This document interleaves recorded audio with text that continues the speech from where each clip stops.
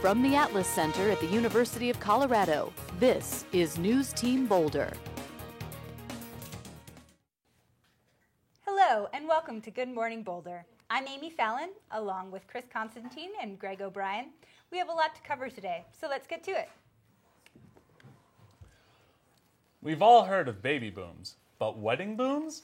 The city of Baghdad has recently become one giant wedding scene. Citizens are rushing to make up for lost time due to Iraq's many years of turmoil. Studies are showing that more people are getting married now than in previous years.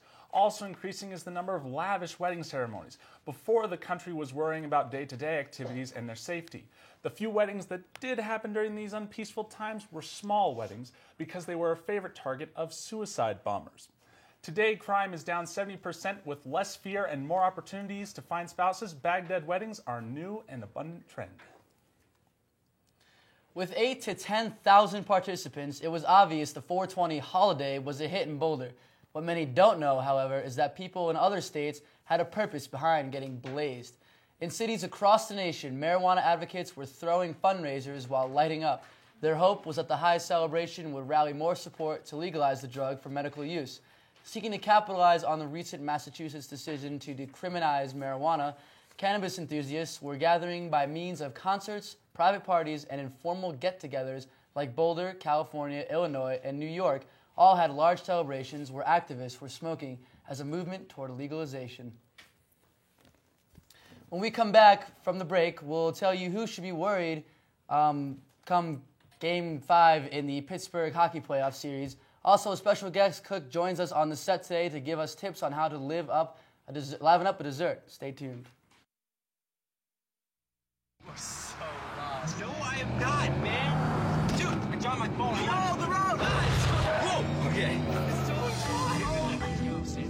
How would you like to save your life from an ugly, reckless driving death? Don't answer yet. There's more. Act now by slowing down, and we'll guarantee you complete satisfaction. That's awesome! In the real world, there is no spokesperson to prevent reckless driving. There's only you. Speak up. Whoa, Andy, slow down.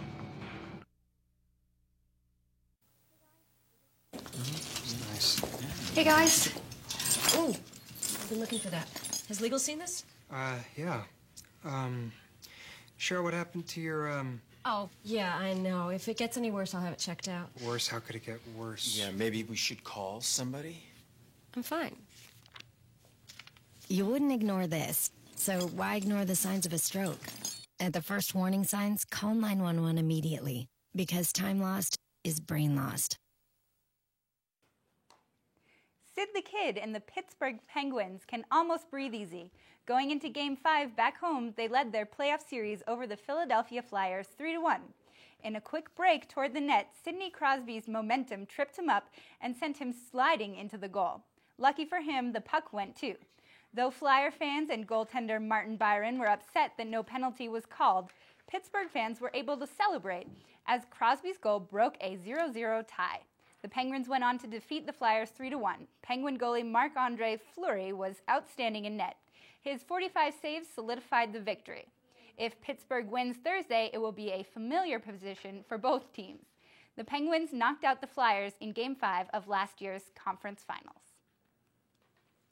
Now, as a special guest, we have world-renowned chef Nikki the Smith here with us. She joins our own Kylie Bierce with tips on how to liven up any dessert. If we're lucky, we'll get a few of her secret recipes. Kylie? Thank you. Nikki the Smith has been cooking for over 15 years, and she is a former rapper. Her special desserts have been favorites of celebrities and world leaders, not to mention all of us at the station. Today, she joins us to give us a few pointers on decorating desserts. Thanks for being here, Nikki. Yo, what up? What up in the hood? We're gonna make a cake, and we're gonna make it good. But we gotta do it quick, so let me tell you how we'll start. Let me grab my frosting stick, and I'll make it from the heart. All right, well, why don't you show us how to get started? All right, so you're gonna take the floppy end and stick it in the frosting, and you stick it on here. I call this move the jousting. See, I'm making a checkerboard for this birthday cake because it's kind of scary if you make it with a snake. Wow, that's very interesting. I really like that design that you're doing. Now, what's your absolute favorite cake to make? My favorite cake comes in lots of flavors And a lot of them, you can put them in the freezer. I call them savers. And now, since you are or were a rapper, do you ever decorate cakes while you're rapping on stage? I try not to. It's kind of distracting because I have to focus on cooking or focus on rapping. Gotcha. Well, I mean, what are some of the ways we can really liven up this cake? We can liven up the cake by adding some sprinkles. And if you got to go potty, feel free to take a tinkle. Wow. I think everyone here at our station is doing okay for now, but this is looking fantastic. I can't believe how fast you are. Now, just to let the viewers know, we also have some wonderful sprinkles to liven it up. And then we're going to add some pink gel frosting too. So I'm really excited for this cake. I think it's going to be absolutely delicious. Pink gel frosting adds something bright and makes your cake lively on a dark night. Well, good to know. So make sure you pick up this gel pink frosting if it's going to be dark when you're having your cake. What would you do if you're having a cake during the day? If I was having a cake during the day, I'd find things that would make the cake want to play, like, for example, soccer balls and baseball bats, or sometimes you can draw pictures of little kitty cats.